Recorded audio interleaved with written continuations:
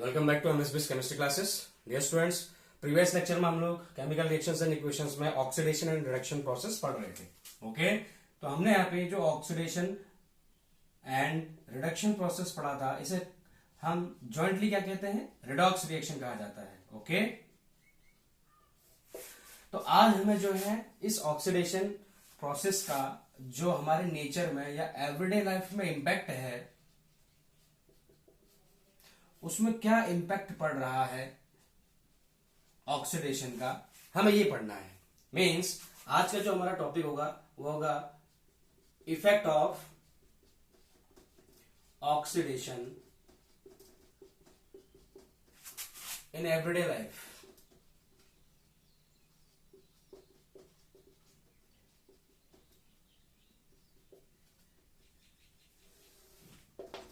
अब आप जानते हैं हमारे जो डे टू डे लाइफ में इतनी सारी एक्टिविटीज होती हैं, उसमें ऑक्सीडेशन प्रोसेस कहीं ना कहीं हमें नजर आती है। जैसे अगर हम बात करते हैं, आपका कोई भी एक आर्टिकल ले लीजिए और उस आर्टिकल कोई ना कोई एलिमेंट का बना होगा, ये आप जानते हैं। ये आर्टिकल किसी ना किसी एलिमेंट से बना होगा। एलिमेंट का मतलब हो गया यहाँ पे कि वो कोई भी एटम हो सकता है या वो कोई भी कंपाउंड हो सकता है, और उससे बनने वाला जो आपका आर्टिकल होगा वो क्या होगा, या तो वो अलॉय हो सकता है या फिर हम इसको कह सकते हैं कि it is mixture of different different elements. तो वो आर्टिकल को आप क्या कीजिए, कुछ समय के लिए लेफ्ट एक्सपोज टू एयर। आपने क्या किया कि एयर में या एटमॉस्फेयर में उस आर्टिकल को एक्सपोज करने के लिए रख दिया। तो बताइए इस आर्टिकल में क्या आपको कोई अपीयरेंस मिलेगा? ओके, तो इसी के लिए हम एक एक्टिविटी करेंगे। आपके पास एक्टिविटी दी गई है, उस एक्टिविटी को समझते हैं। देखिए एक्टिविटी में क्या बोला गया है, आपसे ये बोला गया है कि आपको 3 आर्टिकल्स लेने हैं। पहला काम आपको करना है 3 आर्टिकल कलेक्ट करना है आपको। ओके, और उसके बाद दूसरे स्टेप में आपको क्या करना है, आपको इन 3 आर्टिकल्स को तीनों को left exposed to atmosphere. Okay, हम एटमॉस्फेयर में इसको क्या कर देते हैं, एक्सपोज कर देते हैं तीनों आर्टिकल्स को। तो आपके इतना करने के बाद आपको इसमें ऑब्जर्वेशन करना है कि क्या ऑब्जर्वेशन आपको यहां पे मिला है। तो देखिए क्या होगा, आपके पास एक ये वॉच ग्लास है फॉर एग्जाम्पल। ओके, ये आपके पास 3 वॉच ग्लास है, ए बी एंड सी। इन तीनों वॉच ग्लासेस में आपने क्या किए हैं, 3 आर्टिकल्स को कलेक्ट किए, और वो 3 आर्टिकल्स जो आपको कलेक्ट करने हैं उनका नाम है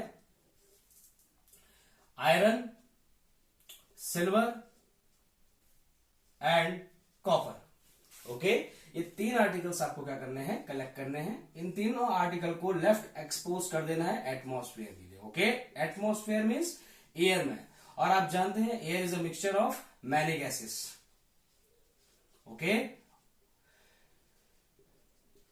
तो आप जानते हैं कि जब एटमॉस्फेयर में जो आपका ऑक्सीजन होगा, मींस एटमॉस्फेयर कई सारे गैसेस होते हैं, उनमें ऑक्सीजन भी होगा, और वो ऑक्सीजन जब इस आर्टिकल की, ये जो आर्टिकल्स हैं आपके, इन आर्टिकल्स के कांटेक्ट में आएगा तो कुछ ना कुछ एक्टिविटी शो होगी। चलिए अब हम इसको समझते हैं कैसे।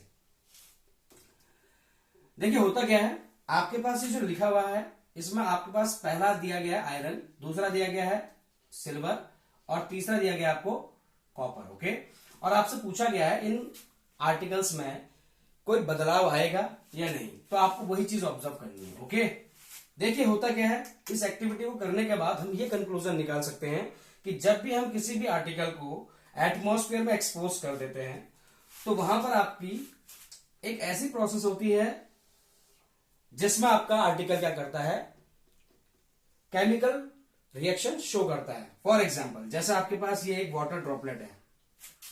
ओके, हम मान के चलते हैं ये आपके पास हिस्सा जो है वो क्या है, वाटर का ड्रॉपलेट है, इसे हम वाटर मान के चलते हैं। और ये जो आर्टिकल आपको नीचे दिख रहा है, ये आर्टिकल कौन सा आर्टिकल है, आयरन का आर्टिकल है। Fe क्या होता है बेटा आपका, आयरन कहलाता है। ओके, ये आयरन का आर्टिकल है।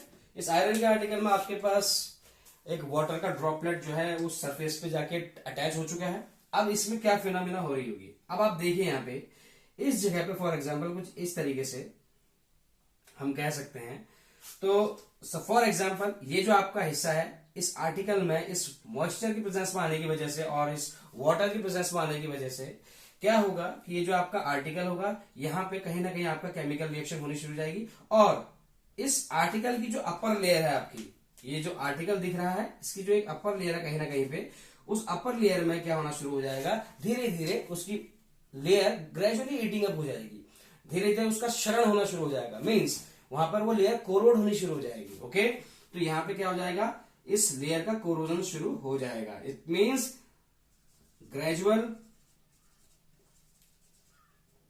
Eating up of upper layer of surface, upper layer of article भी बोल सकते हैं। ओके, अगर ये प्रोसेस आपकी यहां हो रही हो तो इसका मतलब उस जगह पे आपको कुछ ना कुछ दिखेगा। यहां पर एक स्पॉट तैयार हो जाता है रेडिश ब्राउन कलर का। कैसे कलर का? रेडिश ब्राउन कलर में एक स्पॉट तैयार हो जाता है, और इस रेडिश ब्राउन स्पॉट को ही हम क्या कहते हैं बेटा? हम इसको कहते हैं rust. It means what is rust? Rust is chemically, it is chemically Fe2O3.XH2 iron oxide. Chemically it is iron oxide. Note down.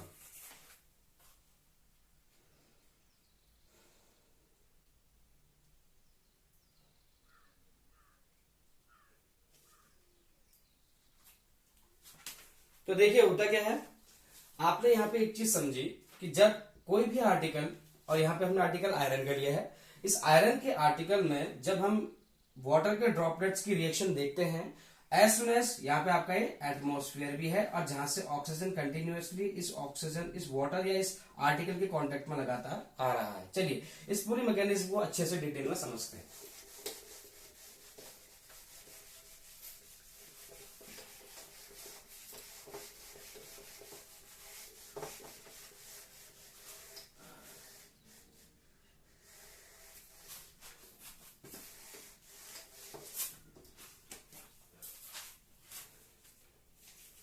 देखिए होता क्या है, आपके पास इस तरह से क्या है, एक आर्टिकल है। ओके, और ये आर्टिकल आपका किस चीज का है? आयरन आर्टिकल है। चलिए इसको हमने आर्टिकल मान लिया। अब इसके बाद हम क्या समझते हैं? आयरन आर्टिकल के बाद हम मान लेते हैं ये आपका हिस्सा क्या है? एटमॉस्फेयर है। ओके, और एटमॉस्फेयर, और यहां पर आपके पास एक वाटर का जो ड्रॉप है उस तरीके से इसके सरफेस में जाके लग गया। ओके, मान के चलते हैं। चलिए इसको थोड़ा सा बड़ा कर देते हैं।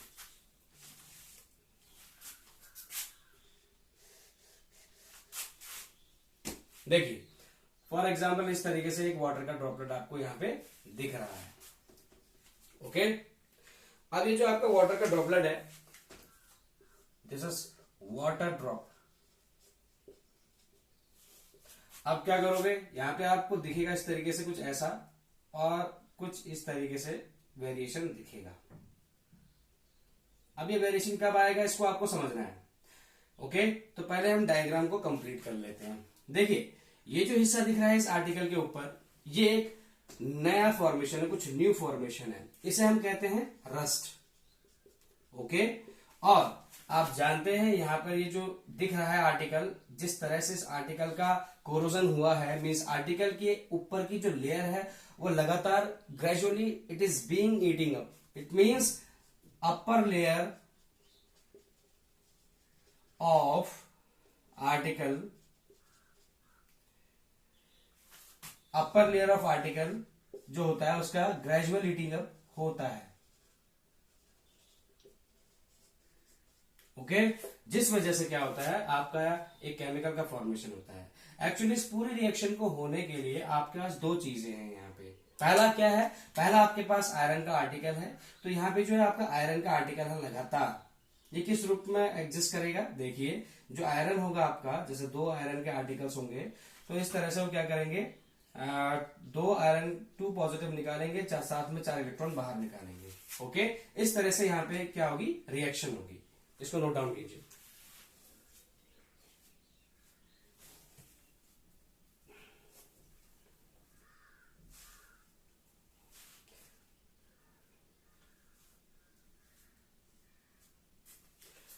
इसी तरह से आपने यहाँ पे देखा कि ये रिएक्शन कैसे हो रही है। ओके, इसका मतलब ये हो गया आयरन जो होगा वो आयरन 2 पॉजिटिव के रूप में क्या हो जाएगा, रिलीज हो जाएगा। ओके,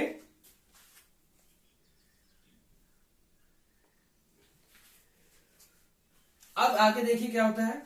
आपने यहां देखा कि ये जो वाटर का ड्रॉपलेट है, ये वाटर का ड्रॉपलेट क्या किया, एटमॉस्फेयर से मॉइस्चर के कंटेंट लिया और इस तरीके से रिएक्शन कर दी। देखिए यहाँ पे होता क्या है, आयरन जब होगा ऑक्सीजन और वाटर या वाटर वेपर्स के साथ जब रिएक्शन करेगा तो वो आयरन ऑक्साइड का फॉर्मेशन करेगा। ओके, तो आयरन ऑक्साइड का फॉर्मेशन कैसे करेगा, .XH2O।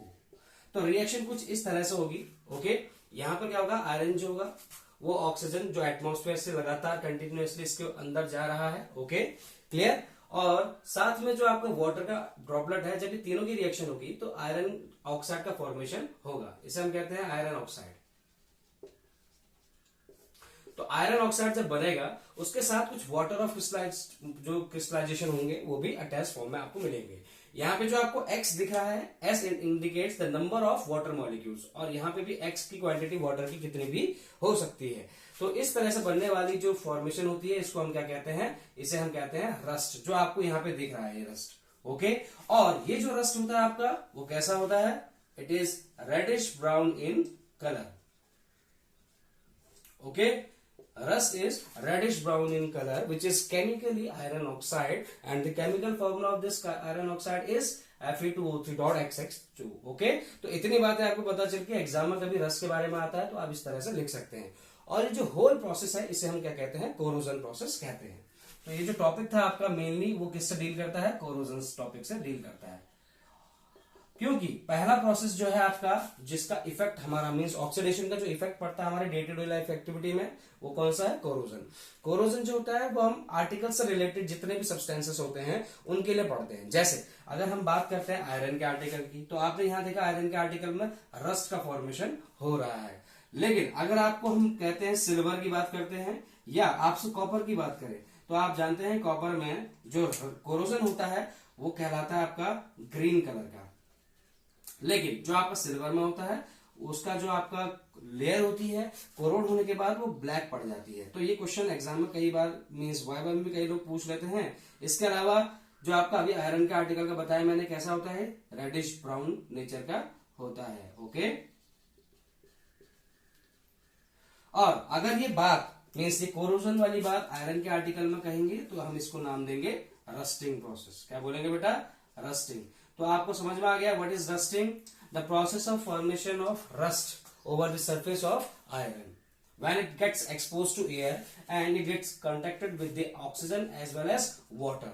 So the reddish brown formation will take place and this part is chemically iron oxide and this is also known as rust and the whole process is known as rusting. इस तरह से हम लोग क्या कर सकते हैं, इसका एक्सप्लेनेशन दे सकते हैं। नोट डाउन करिए।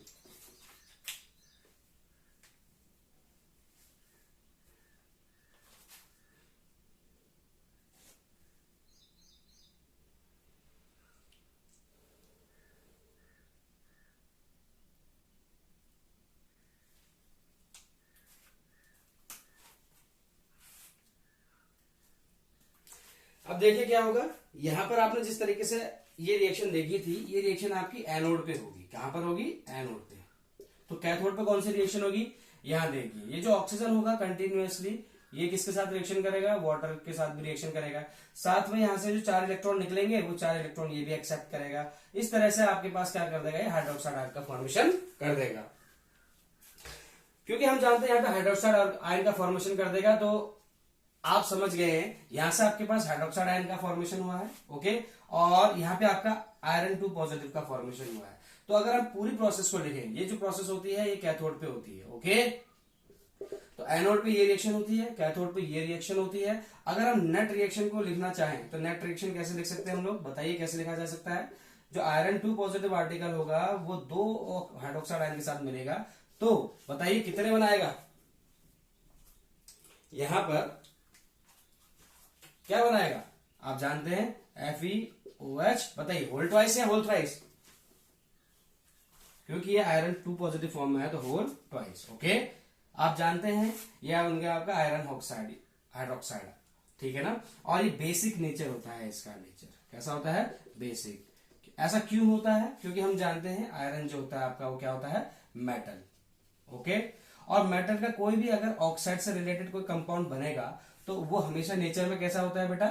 It is basic in nature. इस बात का आप ध्यान रखें। ओके, हम मेटल्स एंड नॉन मेटल्स वाले चैप्टर में इस चीज को देख चुके हैं कि वहां पर हम जानते हैं मेटल ऑक्साइड का जो नेचर होता है वो बेसिक होता है, ऐसे ही जो नॉन मेटल ऑक्साइड्स का नेचर होता है वो कैसा होता है? एसिडिक होता है। तो हमने यहाँ पे एक जो नेट रिएक्शन लिखी है ये कंप्लीट रिएक्शन आपकी हुई है इस पूरी रस्टिंग प्रोसेस में।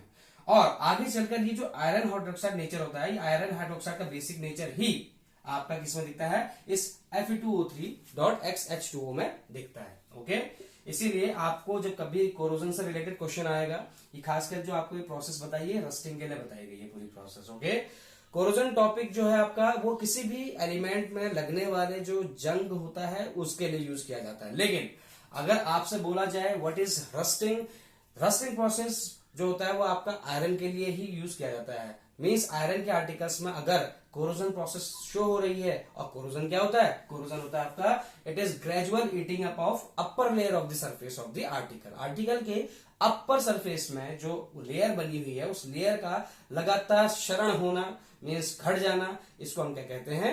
रस्टिंग प्रोसेस कहते हैं। और वहां पर एक रेडिश ब्राउन स्पॉट बन जाता है, दैट इज नोन एज क्या? रस्ट कहा जाता है। ओके, तो ये जो प्रोसेस थी कोरोजन प्रोसेस थी। अगर यही कोरोजन प्रोसेस की बात अगर आपका सिल्वर आर्टिकल के लिए पूछा जाए या कॉपर आर्टिकल के लिए पूछा जाए तो आप इसमें क्या कह सकते हैं? सिल्वर में ब्लैक कलर की क्या होती है? कोटिंग होती है, और कॉपर में कैसी हो जाती है? ग्रीन कलर की कोटिंग होती है। ओके, तो ये जो प्रोसेस है आपका कोरोजन को डिफाइन करता है। अब हम रस्टिंग प्रोसेस पढ़ चुके हैं, तो रस्टिंग प्रोसेस को बचाने के लिए, क्योंकि हम जानते हैं हाँ हमारे जितने भी आपके बिल्डिंग जितने भी मटेरियल्स जो होते हैं उसमें यूज होता है आपका आयरन का आर्टिकल। ठीक है, रीइंफोर्स कंक्रीट सीमेंट के बारे में सुना होगा आपने, आरसीसी। तो उन सभी में जितने भी आपके आयरन के आर्टिकल्स और पिलर्स बनाए जाते हैं घरों का बेस बनाने के लिए या फिर बिल्डिंग का बेस बनाने के लिए, तो उसमें क्या होता है? जो आयरन होते हैं वो कई सालों तक टिके रहते हैं। इट मीन्स उनकी जो स्ट्रेंथ होती है, उनकी जो मैकेनिकल स्ट्रेंथ होती है वो बहुत मजबूत होती है।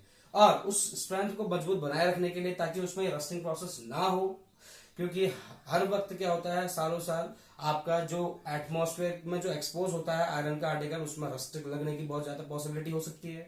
लेकिन आपने देखा होगा आपके घरों में जो आयरन के आर्टिकल्स रह गए हैं तो वो जो होते हैं वो रस्ट बहुत आसानी से नहीं होते, उनको रस्टिंग होने में प्रोसेस लगता है। ऐसा इसीलिए क्योंकि उस आयरन की जो आर्टिकल होती है, वो जो आयरन का आर्टिकल होता है, इस आयरन के आर्टिकल के चारों ओर एक प्रोटेक्टिव लेयर बना दी जाती है। मीन्स यह है आपका आयरन का आर्टिकल, और इसके बाहर आपकी एक लेयर बनाई जाती है कोई एक ऐसे एलिमेंट की जो इस आयरन के आर्टिकल को क्या कर सके? बाहर के एटमॉस्फेयर से जो ऑक्सीजन कंटिन्यूअसली इसके कांटेक्ट में आ रहा है उससे बचाया जा सके। ओके, तो ऑक्सीजन के कांटेक्ट में ना आए आयरन आर्टिकल, तो इसलिए हम क्या करते हैं? बाहर से एक लेयर का फॉर्मेशन करते हैं।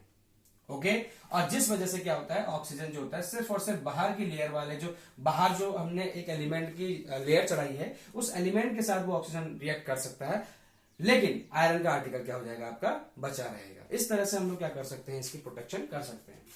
तो हम क्या करेंगे? रस्टिंग की कुछ प्रिवेंशन पढ़ेंगे, किस तरह से रस्टिंग को प्रिवेंट किया जा सकता है। ओके,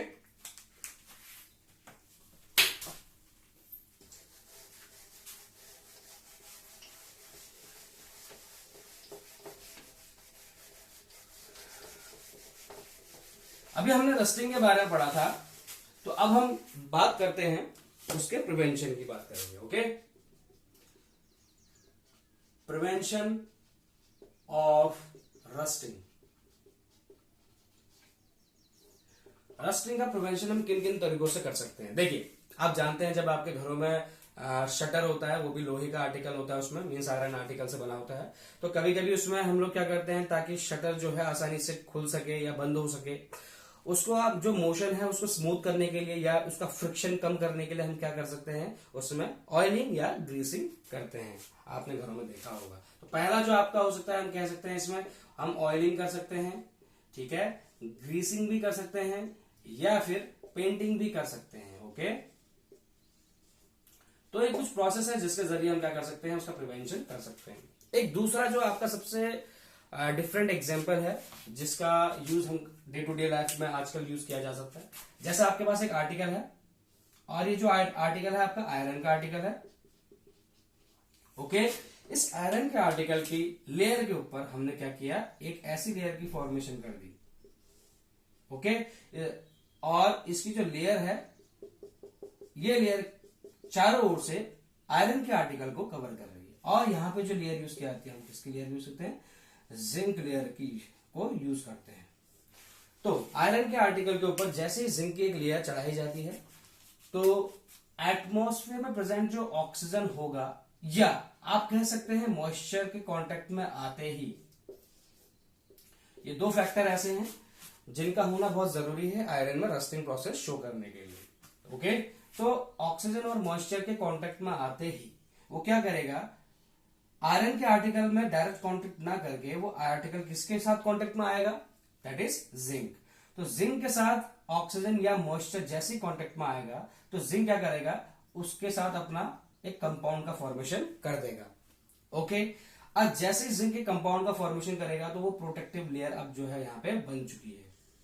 अब जिस वजह से क्या होगा कि आयरन का आर्टिकल बचा रहेगा फर्दर ऑक्सीडेशन प्रोसेस से, क्योंकि यहां पे ऑक्सीडेशन पहले ही किसका हो चुका है, जिंक लेयर का। ओके, क्या ये प्रोसेस पॉसिबल है कि जिंक की लेयर को आयरन के आर्टिकल में लगा दी जाए, या क्वेश्चन आपका कैसे पूछा जाता है, ऐसा एक सिमिलर क्वेश्चन है कि आपके पास जो कोल्ड ड्रिंक की कैंस होती हैं, मीन्स कैन जो होती हैं आपके पास, जो कोल्ड ड्रिंक कैन होती है, उन कैन को हम टिन से ही क्यों बनाते हैं, वाई टिन ओनली, टिन से ही क्यों बनाया जाता है इसका आर्टिकल। ओके, तो एक क्वेश्चन यहां भी आता है। हम जानते हैं कि आयरन के आर्टिकल के बाहर जिंक की लेयर लगाई जाती है, तो जिंक की लेयर ही क्यों लगाई जाती है। देखिए, इसका आंसर आपको रिएक्टिविटी सीरीज से मिलेगा। आप जानते हैं ना रिएक्टिविटी सीरीज क्या होती है। रिएक्टिविटी सीरीज में आपने पढ़ा था कि जो सबसे ऊपर का आर्टिकल होता है वो क्या होता है, आपका मोस्ट रिएक्टिव होता है। ओके, और ऐसे ही जो सबसे नीचे का आर्टिकल होगा, मीन्स नीचे का जो एलिमेंट होगा, वो कैसा होगा, लीस्ट रिएक्टिव होगा। अब आप जानते हैं यहां पे ऊपर वाला एलिमेंट होता है मोस्ट रिएक्टिव, नीचे वाला एलिमेंट होता है लीस्ट रिएक्टिव। और कभी भी अगर कभी दो एलिमेंट के बीच में रिएक्शन होगी, तो आपको पढ़ाया है कि मोस्ट रिएक्टिव एलिमेंट हमेशा लीस्ट रिएक्टिव एलिमेंट को क्या कर देता है, रिप्लेस कर देता है उसके सॉल्यूशन से। आप जानते हैं जिंक आर्टिकल ऊपर आता है, आयरन नीचे आता है। अगर हम रिएक्टिविटी सीरीज को ठीक से देखेंगे तो जिंक आर्टिकल ऊपर आता है रिएक्टिविटी सीरीज में, और आयरन नीचे की ओर आता है। ओके, तो इन दोनों की पोजीशन से हम ये पता कर सकते हैं कि इन दोनों में से कौन ज्यादा रिएक्टिव है। आप देख रहे हैं जिंक जो है वो क्या है, मोर रिएक्टिव है आयरन के कंपैरेटिवली। ओके, अब यहाँ पे जो मैंने रिएक्ट है बोला, मीन्स रिएक्टिविटी जो कंपेयर की इन दोनों की, वो मैंने हर एक पर्सपेक्टिव से देखकर बोली गई है। मतलब यहां पर हम एक दूसरे की कंपैरिजन नहीं कर रहे, मीन्स जिंक का आयरन के साथ या आयरन का जिंक के साथ कंपैरिजन नहीं कर रहे हैं। हम यहाँ पे कंपैरिजन कर रहे हैं कि वो सभी प्रॉपर्टीज जिसके लिए जिंक और आयरन रिएक्टिव होंगे। ओके, तो होगा क्या कि जिंक जो होगा वो ऑक्सीजन के प्रेजेंस में आते ही, क्योंकि zinc is more reactive than iron, hence zinc की रिएक्टिविटी ऑक्सीजन के लिए जो कि एटमॉस्फेयर से आ रही है उसके लिए क्या होगी, बहुत ज्यादा होगी। किसकी तुलना में, आयरन के कंपैरेटिवली। तो जिंक क्या करेगा, जिंक के पास ऑक्सीजन पहले पहुंचेगा, ऑब्वियस है क्योंकि वो लेयर ही बाहर हम लोगों ने जिंक की लगा रखी है, और ये इसीलिए लगाई है क्योंकि जो आपका ऑक्सीडेशन प्रोसेस है वो जिंक की लेयर के साथ हो, ना कि आपकी आयरन के आर्टिकल की साथ। तो फर्दर ऑक्सीडेशन को बचाने के लिए भी हम क्या करते हैं, इस प्रोसेस का इस्तेमाल करते हैं। ओके, ऐसे ही जो टिन वाला एग्जाम्पल था आपका, इसे भी हम कह सकते हैं। इस वाली जो प्रोसेस थी जो हमने जिंक लेयर चढ़ाई है आयरन के आर्टिकल के लिए, ताकि आयरन के आर्टिकल को बाहरी एक्सपोजर ना मिल सके, मीन्स मॉइस्चर और ऑक्सीजन के कांटेक्ट में ना आ सके, डायरेक्ट कांटेक्ट में ना आ सके। ओके, तो इस प्रोसेस को हम कहते हैं गैल्वेनाइजेशन प्रोसेस। क्या बोला जाता है बेटा, गैल्वेनाइजेशन प्रोसेस। तो गैल्वेनाइजेशन आपका एग्जाम में कई बार पूछा गया है। इसका मतलब होता है it is the process of depositing a layer of zinc over the surface of iron article. Okay, and to prevent it from rusting. उसको रस्टिंग से प्रिवेंट करने के लिए आयरन के आर्टिकल के ऊपर जिंक की लेयर को क्या कर दिया जाता है, डिपोजिट कर दिया जाता है। क्योंकि यहाँ पे जिंक जो होता है आयरन से ज्यादा रिएक्टिव होता है, तो जिंक क्या करेगा, वो क्या करेगा, ऑक्साइड की प्रोटेक्टिव लेयर बना देगा उस आयरन के आर्टिकल के चारों ओर। ओके, जिसकी वजह से क्या होगा, आपका ये पूरा आर्टिकल बचा रहेगा काफी सालों तक। ऐसे ही टिन कैन की बात हम करते हैं, तो टिन में आपसे बोला गया कि जो कोक होता है उसकी जो कैन होती है that is made up of tin. Okay, why it is made up of tin, क्यों एल्यूमिनियम, क्यों आयरन, इन चीजों से नहीं बना होता है? देखिए टिन जो होता है, अगर मैं बोलता हूं अगर ये आयरन के आर्टिकल का क्यों नहीं है, मैंने बोला आपसे कि ये आयरन के आर्टिकल का क्यों नहीं है, क्यों ये टिन का होता है, तो आपका जवाब यहाँ पे क्या होगा? हम जानते हैं आयरन ऊपर होता है और टिन जो होता है आपका वो नीचे होता है। आयरन और टिन में से ज्यादा रिएक्टिव कौन होता है? हम जानते हैं iron is more reactive. It means the substance which is present inside this can is liquid plus oxygen gas, नहीं, liquid plus gas। इसका मतलब ये हुआ लिक्विड के रूप में आपके पास कोल्ड ड्रिंक में जितना भी आपका लिक्विड पार्ट होगा वो है, और गैस के रूप में यहाँ पे आपका CO2 है। आप जानते हैं यहाँ पे गैस भी है एंड लिक्विड पार्ट मीन्स आपके पास एक्वस मीडियम भी प्रोवाइडेड है। तो जैसे ही आयरन और टिन इस aqueous medium means aqueous medium में आपके पास जितने भी आर्टिकल को कोरोट करने के लिए कंडीशन है वो आपको दी गई है। यहाँ पे गैस की प्रेजेंस भी दे रखी है, इसके अलावा ये भी दिया है। तो आप देखेंगे आयरन और टिन में से जो ज्यादा रिएक्टिव होगा वो पहले इनके साथ रिएक्ट कर जाएगा। अब कभी भी कैन अगर किसी दूसरे सब्सटेंस के साथ रिएक्ट करे तो वहां पर एक पॉइजनस सब्सटेंस का क्या होता है? फॉर्मेशन होता है। तो पॉइजनस सब्सटेंस का अगर फॉर्मेशन होगा और उसी पूरे पर्टिकुलर चीज जो उस कैन के अंदर रखी है अगर हम उसको ले लें, खा लें या पी लें तो इससे क्या हो सकता है? हमें फूड पॉइजनिंग हो सकती है। तो एक तो एग्जांपल आपका ये हो गया। इसीलिए कभी भी जो आपका कैंस होती हैं वो टिन की बनी होती है, ना कि आपका आयरन के आर्टिकल्स की बनी होती है, क्योंकि आयरन आर्टिकल क्या करेगा? It is more reactive as you can see in the reactivity series. ऊपर में जो मोर रिएक्टिव एलिमेंट्स होते हैं, नीचे लेस रिएक्टिव एलिमेंट्स होते हैं। तो मोर रिएक्टिव एलिमेंट होने की वजह से आयरन क्या करेगा? उनके साथ सब्सटेंस के साथ क्या कर सकता है? रिएक्शन कर सकता है, और जिस वजह से वो क्या कर सकता है? पॉइजनस सब्सटेंसेस का फॉर्मेशन कर सकता है, जिसकी वजह से अगर कोई भी इंसान उस चीज को इनटेक करेगा तो फूड पॉइजनिंग के कारण क्या होता है? It may cause fatal also. Okay, तो यहाँ पे हमने आयरन और टिन के बारे में पढ़ लिया है। क्या एग्जाम्पल हो सकता है? इस तरीके से क्वेश्चंस, प्रैक्टिकल बेस्ड क्वेश्चंस में आपके पूछे जाते हैं। ओके, तो this is all about your rusting and corrosion process. अब जो इसके बाद का टॉपिक है आपका वो क्या होगा? रेंसिडिटी। देखिए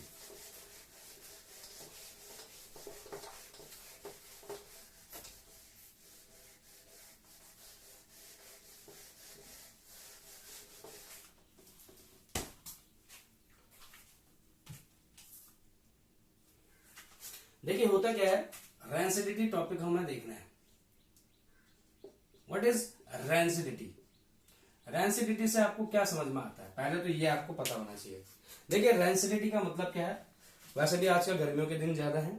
ओके, तो जुलाई का महीना चल रहा है और आप जानते हैं कि गर्मियों में क्या होता है, खाना हम थोड़े देर के लिए अगर बाहर रख दें तो उसकी वजह से क्या होता है, उस खाने का जो टेस्ट होता है और जो उसकी स्मेल होती है वो क्या होती है? ओरिजिनल फूड से क्या हो जाती है? डिफरेंट होती है। मीन्स दोनों का अगर कंपैरिजन करते हैं, वो खाना जो आपने 2 घंटे पहले रखा हुआ था और वो खाना जो 2 घंटे बाद आप खा रहे हैं, दोनों में बदलाव होगा, और ये बदलाव जो है समय के साथ बढ़ता ही जाएगा। तो इस बदलाव को ही हमें क्या करना है? यहाँ पे देखना है कि कैसे एक जो फूड आर्टिकल होता है वो फूड आर्टिकल क्या होता है, उसका स्मेल जो होता है और जो उसका टेस्ट होता है वो क्या हो जाता है? चेंज हो जाता है। तो इसी के बारे में हम पढ़ेंगे और इसी पूरी प्रोसेस को हम क्या कहते हैं? रेंसिडिटी। देखिए आपके पास यदि कोई फूड आर्टिकल है, ओके, ये आपके पास कोई फूड आर्टिकल है और ये जो फूड आर्टिकल होगा, इस फूड आर्टिकल में आपके पास यदि ऑयल कंटेंट होगा, मींस फैट होगा अगर, ओके, इस फूड आर्टिकल में अगर फैट या ऑयल का कंटेंट होगा और इसको थोड़ी देर के लिए एयर में एक्सपोज कर दिया जाए, मींस एटमॉस्फेयर में या मॉइस्चर के कांटेक्ट में आते ही, तो हम कह सकते हैं एटमॉस्फेयर में जैसे ही कांटेक्ट में आएगा तो ये फूड आर्टिकल क्या करेगा? क्या शो करेगा? इस फूड आर्टिकल का हो जाए यहाँ पे कुछ ना कुछ एक प्रोसेस होगी, उस प्रोसेस को आपको बताना है। ओके, क्योंकि ये आपके लिए क्या है? एक्टिविटी है। तो इस एक्टिविटी में आपको क्या बताना है? मैं आपको क्वेश्चन दे रहा हूं कि आपके पास एक फूड आर्टिकल है, उसमें ऑयल एंड फैट कंटेंट है और उसको एटमॉस्फेयर में हमने क्या कर दिया? एक्सपोज कर दिया। थोड़ी देर बाद आपने उस फूड आर्टिकल को अगर देखा तो जो फूड आर्टिकल था, अब उसकी जो आपकी स्मेल थी और जो उसका टेस्ट था वो दोनों के दोनों क्या हो चुके हैं? अब चेंज हो चुके हैं। आपको पता लगाना है कि ये चेंज हुआ कैसे। आपके पास क्वेश्चन ये है, ओके, आप जानते हैं होता क्या है एटमॉस्फेयर में, हम इसका एक्सप्लेनेशन पढ़ रहे हैं। ओके, तो देखिए होता क्या है, एटमॉस्फेयर में कई सारे प्रकार की गैसेस होती हैं, इसमें एक प्रकार की गैस ऑक्सीजन भी होती है। आप जानते हैं ऑयल एंड फैट कंटेंट का मतलब ही क्या होता है, आपके पास इसमें क्या कंटेंट है, फैटी एसिड का कंटेंट है। ओके, और फैटी एसिड्स आपके क्या होते हैं, हाइड्रोकार्बन्स होते हैं।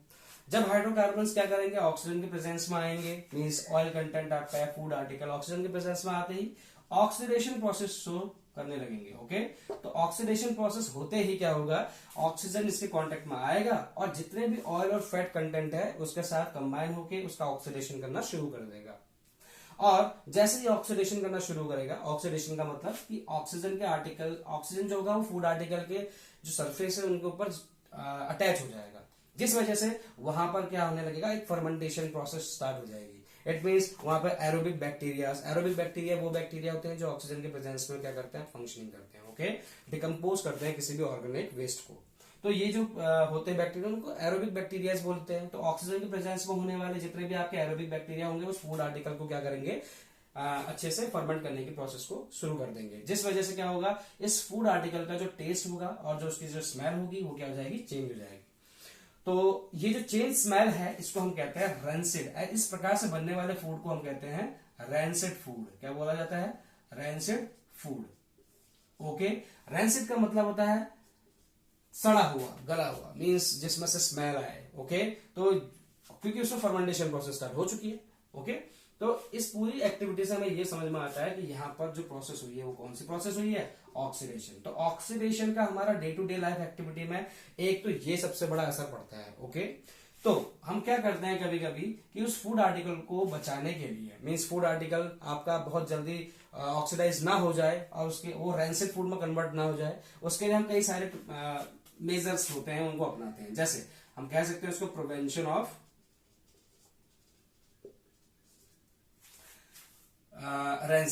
रैंसिडिटी को हम कैसे रोका जा सकता है, ठीक है, क्योंकि ये जो पूरी प्रोसेस है ये तो रैंसिडिटी कहलाती है, इधर से लेके और इधर तक की जो प्रोसेस है वो क्या है आपका, रैंसिडिटी कहलाती है। तो हम रैंसिडिटी को कैसे बचाया जा सकता है, रैंसिडिटी प्रोसेस को कैसे कंट्रोल कर सकते हैं। आप जानते हैं कि आप उसको डीप फ्रीजर में भी रख सकते हैं, डीप फ्रीज कर सकते हैं उस फूड आर्टिकल को, या नॉर्मल रेफ्रिजरेटर में रख सकते हैं, मींस फ्रीज में रख सकते हैं। ओके, रेफ्रिजरेटर फ्रीजिंग में रख सकते हैं आप लोग। इसमें होता क्या है, जो टेम्परेचर होता है पूरे फ्रिज का, जो टेम्परेचर होता है फ्रिज का, वो क्या होता है आपका कंट्रोल होता है और हमेशा लो मेंटेन करके रखते हैं, जिसकी वजह से जो बैक्टीरिया होते हैं वो उतने कम टेम्परेचर पे क्या होते हैं, सर्वाइवल होते नहीं है, जिस वजह से वो फूड आर्टिकल आपका क्या होता है, एटमॉस्फेयर की प्रेजेंस में ऑक्सीजन अगर कांटेक्ट में आ भी जाए तो वो बैक्टीरिया जो है उस प्रकार की जो प्रोसेस है, उस फर्मेंटेशन की प्रोसेस को वो कंटिन्यू नहीं कर पाएंगे, जिस वजह से आपका जो वो आर्टिकल होगा वो कुछ ज्यादा समय के लिए आप स्टोर कर सकते हो। ओके, तो होता क्या है कि एक तो ये प्रोसेस हो गई, बहुत आसान प्रोसेस है। अब दूसरी प्रोसेस रैंसिडिटी से बचने के लिए क्या है, कुछ ऐसे सब्सटेंसेस का यूज करना जो इस फूड आर्टिकल के अगेंस्ट काम करे।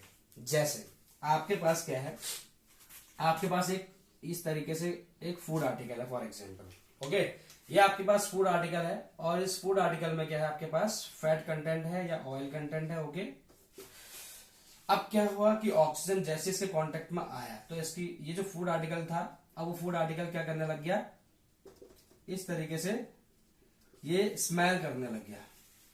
ओके, मींस आप जानते हैं अब ये कैसा फूड हो गया, ये हो गया रैंसिड फूड। अच्छा, आप ये बताइए, अगर आप चाहते हैं कि समय के साथ साथ आपका ये जो फूड आर्टिकल है वो समय के साथ साथ जो है हमेशा सही रहे, मींस खराब ना हो, तो इसके लिए हम, या रैंसिड फूड में कन्वर्ट ना हो, तो इसके लिए हम क्या कर सकते हैं, कुछ ऐसे केमिकल्स का यूज करते हैं जो ऑक्सीजन को उस फूड आर्टिकल से कंबाइन होने से रोकते हैं, तो उनको हम कहते हैं एंटीऑक्सीडेंट्स। बहुत इंपॉर्टेंट टॉपिक है, बोर्ड पॉइंट ऑफ व्यू से काफी बार पूछा गया है, एंटीऑक्सीडेंट्स होते क्या हैं, आपके इंटरनल्स में या फिर आपके जितने भी प्री बोर्ड वगैरह हैं बहुत बार क्वेश्चन पूछा जाएगा। ओके, एंटीऑक्सीडेंट्स क्या होते हैं, एंटीऑक्सीडेंट्स का मतलब होता है वो सब्सटेंसेस जो ऑक्सीडेशन प्रोसेस के अगेंस्ट काम करे, या हम ये कह सकते हैं कि जो एटमॉस्फेयर प्रेजेंट ऑक्सीजन है, इस ऑक्सीजन की जो सप्लाई है उसको काट दे। मींस उस फूड आर्टिकल के चारों ओर जब इसमें मिलाया जाए तो वो क्या करे, वो फूड आर्टिकल आपका प्रिजर्व हो जाए। जैसे हम जानते हैं ना, नेचुरल प्रिजर्वेशन में हम कौन कौन सी चीज यूज कर सकते हैं नेचुरल प्रिजर्वेटर्स में। जैसे आपका पिकल्स हो गया, पिकल्स को बचाने के लिए हम उसमें क्या करते हैं, विनेगर वगैरह का यूज करते हैं, ठीक है ना। इसी तरीके से आपका जो मुरब्बा होता है उसमें भी हम लोग क्या करते हैं, शुगर की जो आपकी सिरप होती है उसको एज ए हम नेचुरल प्रिजर्वेटिव के रूप में यूज कर सकते हैं। तो यहाँ पे जो एंटीऑक्सीडेंट्स होता है वो भी ऐसा ही कुछ काम करता है। वो क्या करता है कि जितने भी ऐसे प्रोसेस, ऐसा फिनोमिना जहां पे ऑक्सीजन जो होगा उस फूड आर्टिकल के कांटेक्ट में आने वाला होगा, तो वहां पर वो क्या करेगा, उसके अगेंस्ट काम करेगा। ओके, तो यहाँ पे कुछ ऐसे आर्टिफिशियल एंटीऑक्सीडेंट्स हैं जिनके नाम मैं लिख रहा हूं और एग्जाम में कई बार पूछे भी जाते हैं। एक होता है आपका BHA और एक होता है आपका BHT। ये बहुत इंपॉर्टेंट एग्जांपल्स हैं, इनको आप ध्यान में रखें। देखिए BHA का मतलब होता है, BHA का मतलब होता है ब्यूटाइलेटेड हाइड्रोक्सी एनिसोल। ओके, और BHT का मतलब होता है ब्यूटाइलेटेड हाइड्रोक्सी टॉलुइन। ओके, तो आपको यहां से भी एग्जाम में क्वेश्चन देखने को मिल जाए। अगर आपसे पूछा जाए एग्जाम्पल के तौर पे, तो ये दो एग्जाम्पल क्या है आसानी से बता सकते हैं। और बोर्ड में कई बार क्वेश्चन पूछा गया है, तो आपके लिए ये जो टॉपिक है एंटीऑक्सीडेंट का, ये बहुत इंपोर्टेंट हो जाता है। ओके, तो कभी कभी हम क्या करते हैं, जैसे हमने देखा कि हम अपने फूड के आर्टिकल्स का बचाव कैसे किया जा सकता है। आपसे एक क्वेश्चन पूछते हैं, आपने देखा होगा जो चिप्स के पैकेट्स होते हैं, फॉर एग्जाम्पल चिप्स का पैकेट है, जैसे वैसे ऐसा तो होता है नहीं। ओके, चिप्स का पैकेट कुछ ऐसा होता है, इस चिप्स के पैकेट में आपके कुछ चिप्स पड़े हुए हैं।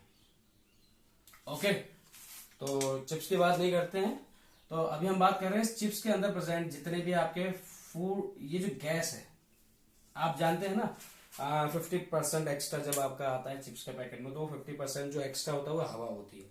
लेकिन वो हवा एक्चुअली हवा नहीं होती है, क्योंकि ये जो गैस है, दिस गैस मीन्स एक पर्टिकुलर इंडिविजुअल की बात कही गई है। किसकी बात कही है, इंडिविजुअल गैस की बात कही गई है, सिंगल गैस की बात कही गई है। यहां पर उस गैस के मिक्सचर मीन्स एयर की बात नहीं कही गई है, इस बात को आप समझें। ओके, तो आपसे बोला गया है ये जो आर्टिकल मैंने आपको दिया है इसके अंदर चिप्स पड़े हुए हैं और उसके अंदर थोड़ी गैस भी है। ये गैस एक पर्टिकुलर गैस है, एक इंडिविजुअल गैस की बात कर रहे हैं। आपसे बोला गया कि क्यों ऐसा होता है कि जो चिप्स होता है उस चिप्स के पैकेट में, why these chips packets are these chips bags are flushed with a particular special type of gas, why is it so, क्यों ऐसा क्यों होता है कि हम उस चिप्स के पैकेट में जो गैस होती है उसके प्रेजेंस की वजह से जो है चिप्स को कोई डैमेज नहीं होता, चिप्स का कोई ऑक्सीडेशन प्रोसेस नहीं होती। तो यहां पर आपको जवाब देना पड़ेगा, उसका एक्सप्लेनेशन यहां देखते हैं।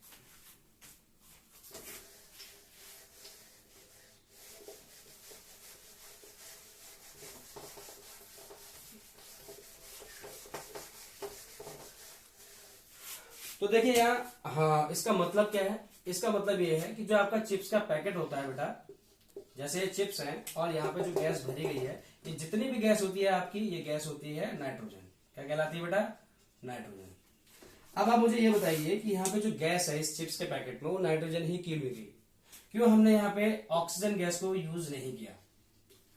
देखिए सिंपल सी बात है, ऑक्सीजन गैस को इसलिए यूज नहीं किया क्योंकि हम जानते हैं कोई भी फूड आर्टिकल होगा,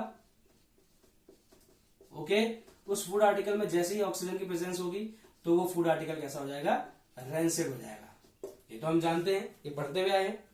लेकिन हमें यहां पर नाइट्रोजन ही डालने की भी जरूरत पड़ी, व्हाई नॉट अदर गैसेस, कोई दूसरी गैस और क्यों नहीं। देखिए बाकी गैसेस की कंपैरेटिवली नाइट्रोजन जो है सबसे ज्यादा सुटेबल गैस है, जो आपका इस चिप्स को ना ही उसको डैमेज करता है, ना उसको फर्मेंट करता है, ना उसको सड़ाता है। ओके, वो कैसे, देखिए यहां इसका एक्सप्लेनेशन देखते हैं। नाइट्रोजन जो होता है, अगर हम उसका एटमॉस्फेरिक नाइट्रोजन की बात करते हैं, एटमॉस्फेरिक नाइट्रोजन, तो वो N2 के रूप में एग्जिस्ट करता है। मीन्स N2 मीन्स नाइट्रोजन और नाइट्रोजन के बीच में आप केमिकल बॉन्डिंग में पढ़ते हुए हैं, मीन्स आपने कार्बोनेट्स कंपाउंड में जो आपके बॉन्डिंग थे और जो आपके स्ट्रक्चर्स थे इलेक्ट्रॉन डॉट, वहां पे आपने समझा था नाइट्रोजन और नाइट्रोजन के बीच में ट्रिपल बॉन्ड एग्जिस्ट करता है। नेचर में सबसे ज्यादा बॉन्ड जो होते हैं वो ट्रिपल बॉन्ड होते हैं, उसके बाद डबल और एक होता है सिंगल बॉन्ड। ओके, तो इसमें जो सबसे मजबूत बॉन्ड होता है वो आपका होता है ट्रिपल बॉन्ड, और नाइट्रोजन जो होता है अपने ही नाइट्रोजन एटम के साथ ट्रिपल बॉन्ड के रूप में एग्जिस्ट करता है।